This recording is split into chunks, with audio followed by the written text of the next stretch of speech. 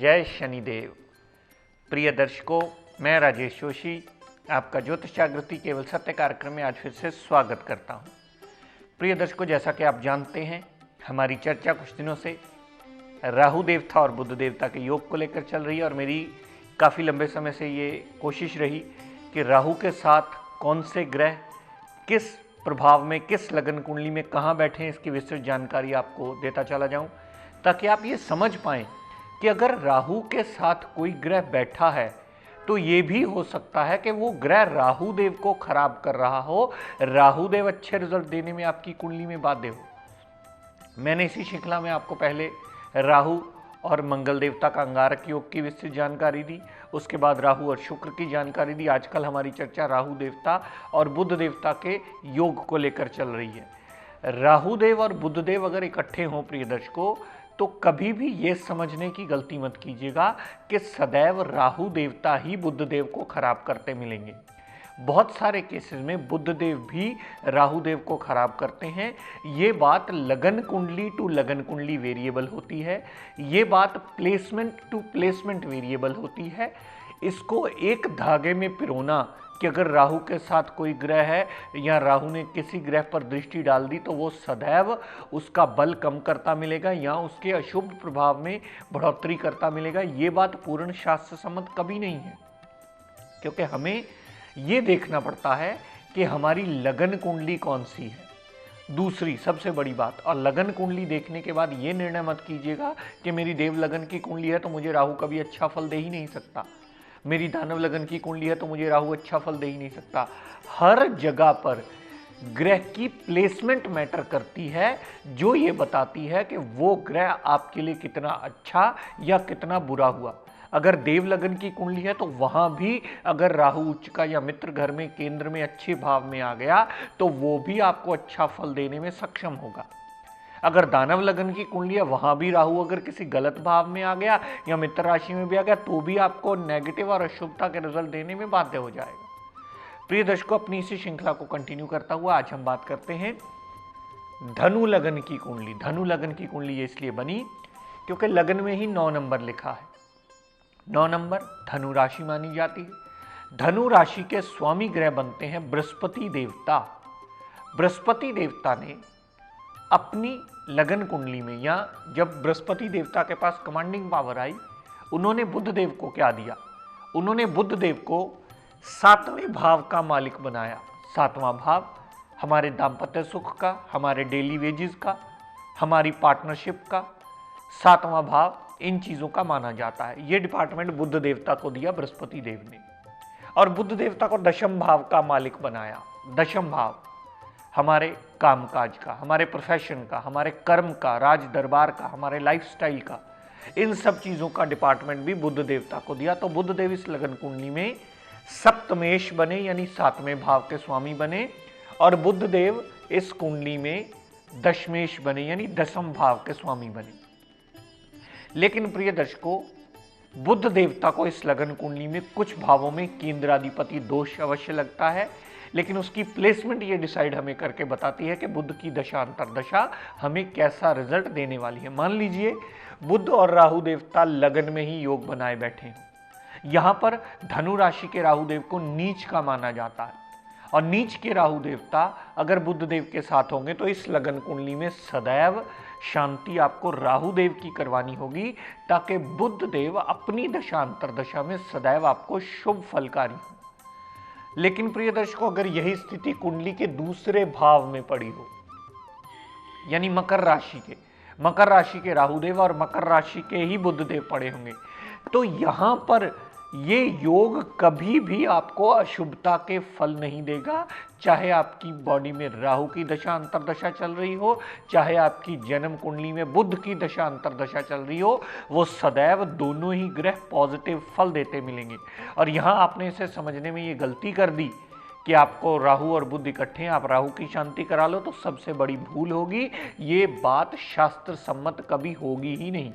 उसका सबसे मूल कारण ये होगा कि दोनों ही मित्र के घर में बैठे हैं, दोनों ही अच्छे भाव में बैठे हैं, बुध की दशांतरा भी पॉजिटिव रहेगी पूर्णतः, और राहु की दशांतरा भी उतना डिग्री वाइज बलाबल के मुताबिक पॉजिटिव रिजल्ट देने में सक्षम होगी जितना आपकी कुंडली में वो बलाबल लिखा गया होगा। बात करते हैं प्रिय दर्शकों इसी युति की कि अगर ये राहु बुध की युति चौथे भाव में पड़ी हो, कुंडली के चौथे भाव में, यानी मीन राशि में राहु देव और बुध देव पड़े हो। बुध देव मीन राशि में प्रिय दर्शकों नीच के हो जाते हैं और राहु देवता अपने अति शत्रु बृहस्पति देवता के घर में आ गए। यहां पर यह योग बहुत भयानक रूप ले लेता है। यहां पर अगर आपका मकान, गाड़ी, भूमि, वाहन, सुख सुविधाओं को लेने में सदैव ये योग अटकलें देता मिलता है, यहां पर आपको राहु की भी शांति करवानी होगी, बुध देवता की भी शांति करवानी होगी। दोनों की दशा अंतरदशा में आपको माता, गाड़ी, भूमि, वाहन, मकान, आपका दांपत्य सुख, आपका कामकाज, आपकी पार्टनरशिप, आपके डेली वेजेस में आपको दिक्कत परेशानियां झेलनी पड़ेंगी। और अगर आप इनकी शांति करवाते हैं, पाठ, पूजन, हवन, यज्ञ, सिमरन करवाते हैं, तो ये ग्रह दशा आपको बचने का रास्ता देगी और आपका जीवन यापन जीने लायक बनेगा। तो प्रिय दर्शकों देखिए, लगन कुंडली वही है, लेकिन ग्रहों की युति की प्लेसमेंट बदलने से सारी स्थितियां बदल जाती हैं।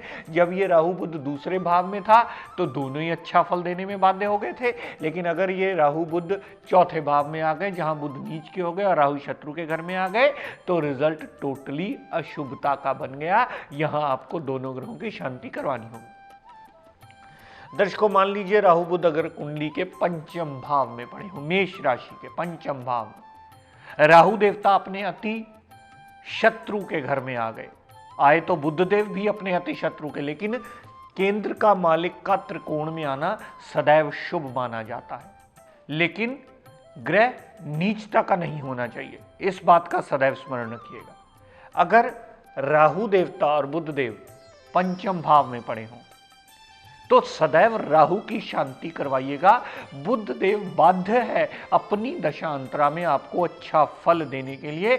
राहु की शांति करवा करके बुध अच्छा रिजल्ट देगा और बुध की दशांतरा सदैव आपको पॉजिटिव फल देकर के आपका जीवन यापन और आपका कामकाज इंप्रूव करती मिलेगी। लेकिन प्रिय दर्शकों, यही युति अगर राहु बुध की कुंडली के सप्तम भाव में पड़ जाए, सप्तम भाव में दोनों ग्रह पॉजिटिव हो, दोनों ग्रह की युति कुंडली के सप्तम भाव में पड़ी हो, तो यहां राहु देव उच्च के हो जाते हैं और बुध देव स्वय राशि होने की वजह से भद्र नाम का पंच महापुरुष योग बना लेते हैं। और यहां भी सप्तम भाव में पड़े हुए किसी ने कह दिया कि आप राहु की शांति करवा लो क्योंकि आपका तो राहु बुध इकट्ठे हैं, तो यहां विद्या को पढ़ने में सबसे बड़ी गलती होगी। यहां विद्या का मूल नियम ही गलत हो जाए, क्योंकि दोनों ग्रह केंद्र में आकर बाध्य हो गए हैं अपनी दशांतरा में अच्छा फल देने के लिए। जब भी राहु की दशांतरा चलेगी तब भी आपको अच्छा फल मिलेगा, जब भी बुध देव की दशा अंतरदशा चलेगी,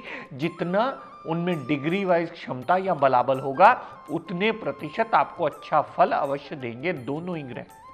तो यहां पर गलती मत कीजिएगा। कहने का तात्पर्य कि ग्रह की प्लेसमेंट देखे बिना यह डिसाइड मत कीजिएगा कि राहु के साथ कोई ग्रह है तो राहु की शांति करवा दो। यहां सप्तम भाव में न कभी राहु की शांति करवाने की गलती कीजिएगा, न कभी बुध की शांति होगी। दर्शकों, यही युति अगर कुंडली के नवम भाव में पड़ी हुई, सिंह राशि के बुध देव आ गए, सिंह राशि के ही राहु देवता आ गए, दोनों की युति कुंडली के नवम भाव में। सिंह राशि में राहु देव एक ग्रहण योग की स्थिति लाते हैं जो कि सदैव अपनी दशांतरा में अशुभता के फल देते हैं। पिता से मनमुटाव होता है, जातक धर्म को जल्दी नहीं मानने वाला होता, विदेश यात्रा होती है तो वो भी लाभान्वित नहीं होती। यहां टोटली नेगेटिव रिजल्ट मिलते हैं, आपका भाग्य कहीं ना कहीं खराब माना जाता है, क्योंकि सिंह राशि के हैं, अपनी अति शत्रु राशि के पड़े हैं। अपने अति शत्रु राशि में होने की वजह से भाग्य में सदैव दिक्कत परेशानियां देते ही मिलते हैं। यहां पर आप राहु की शांति करवाइएगा और बुध आपको सदैव अच्छा फल देता मिलेगा जितना उसमें डिग्री वाइज क्षमता होगी। दर्शकों, राहु बुध अगर कुंडली के दशम भाव में बैठे हो। दशम भाव में बैठने से राहु भी पूर्णतः पॉजिटिव फल देते मिलेंगे और बुध देवता भी भद्र नाम का पंच महापुरुष योग बनाएंगे और अपनी दशांतरा में आपका जीवन यापन इंप्रूवमेंट की ट्रैक पे अवश्य लाएंगे।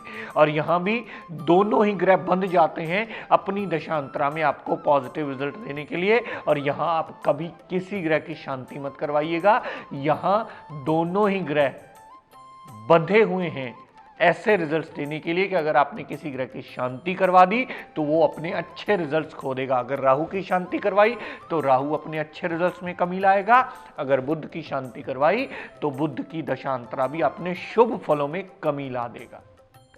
दर्शकों, यही राहु बुध अगर कुंडली के 11वें भाव में बैठे, 11वें भाव में बैठे होने से राहु भी अपने गुरु के घर में, अपने मित्र के घर में गए हैं, जो गोचर में भी आजकल चल रहे हैं, और बुध देवता भी अपने अति मित्र के घर में गए हैं। तो जब भी बुध की दशा अंतरा चलेगी वो भी आपको पूर्णतः पॉजिटिव रिजल्ट देती मिलेगी।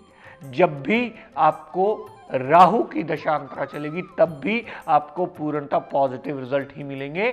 तो मेरे कहने का तात्पर्य प्रिय दर्शकों सिर्फ इतना कि ये गलतफहमी दिमाग से सदा के लिए निकाल दीजिए कि अगर राहु किसी ग्रह के साथ बैठा है तो आपको सदैव राहु की शांति करवानी होगी, वही दूसरे ग्रह को खराब करता है। ये बात कभी शास्त्र संबंध नहीं थी, आपको इस बात को विस्तार पूर्वक समझना होगा। राहु देव भी आपकी कुंडली में आपको राइजिंग देने में बहुत बड़ा मेजर रोल प्ले करता है, दूसरा ग्रह भी उसे खराब कर सकता है। दोनों ही ग्रह भी अच्छे फल देने में बाध्य हो सकते हैं। दोनों ही ग्रहों को आपको प्लेसमेंट के हिसाब से डिसाइड करना होगा कि कौन सा ग्रह कितना फल देने में सक्षम है। उसके बाद इस नतीजे पर पहुंचिए कि क्या ये योग आपको अच्छा फल देने वाला है, क्या ये योग आपको बुरा फल देने वाला है, या दोनों में से अगर किसी ग्रह की शांति करवानी है तो किस ग्रह की करवानी है। ये बात कुंडली के सही विवेचन के बिना आप निर्णय पर नहीं पहुंच सकते। अगर पहली दूसरी बार ये बात आपको ना समझ में आए तो अपने आसपास किसी विद्वान की मदद लीजिए और ये जानिए कि आपकी कुंडली में अगर राहु बुध का योग बना है तो वो कैसा फलदायक है और उसमें से आपको क्या करके और अच्छे फल लेने में उसे बाध्य करना होगा। प्रिय दर्शकों, जैसा कि आप जानते हैं बहुत सारे दर्शक इस मंच के माध्यम से हमसे जुड़े हुए हैं। अगर किसी का ये एपिसोड देखने में रह जाए तो उन सब से निवेदन करूँगा कि आप YouTube पर जा कर के डेली का हमारा ये एपिसोड देख सकते हैं और लाभान्वित हो सकते हैं। प्रिय दर्शकों, आज का टिप ऑफ द डे देता हूं, नोट कर लीजिए। आपकी लगन कुंडली में अगर आपको पता हो कि आपकी कुंडली में किसी मारक ग्रह की दशा चल रही है और आपको इसके बारे में ज्ञान हो और आप बहुत ज़्यादा उसके उपाय के चक्कर में ना पड़ना चाहें, तो जिस भी ग्रह की महादशा चल रही है उसका आप अगर फास्ट करना शुरू कर देते हैं, उसका व्रत करना शुरू कर देते हैं, अगर वो ग्रह अच्छा है तो आपको और अच्छा फल देकर के आपका जीवन यापन और अच्छा करने में मददगार सिद्ध होगा। अगर वो ग्रह खराब है तो व्रत करने से वो अपनी अशुभता में कमी लाएगा और आपका जीवन यापन आसान करने में सबसे बड़ा मददगार सिद्ध होगा। लेकिन समझ लीजिएगा कि व्रत करना आपके लिए इसलिए अनिवार्य हो जाता है जब ग्रह की बुरी दशा चल रही हो और आपके लिए जिंदगी में दिक्कत परेशानियां जरूरत से ज़्यादा बढ़ रही हों, तो उस ग्रह का पाठ पूजन और उस ग्रह का व्रत किया हुआ वो सदैव आपको बचने का रास्ता देता है, वो सदैव लाभान्वित होता है। प्रिय दर्शकों, आज अपनी वाणी को यही विराम देता हुआ हम सब के लिए मंगल कामना करता हुआ शनिदेव से ये प्रार्थना करता हूँ कि हे शनिदेव हम सब पर अपनी कृपा दृष्टि दया दृष्टि सदैव बनाए रखें। जय शनिदेव।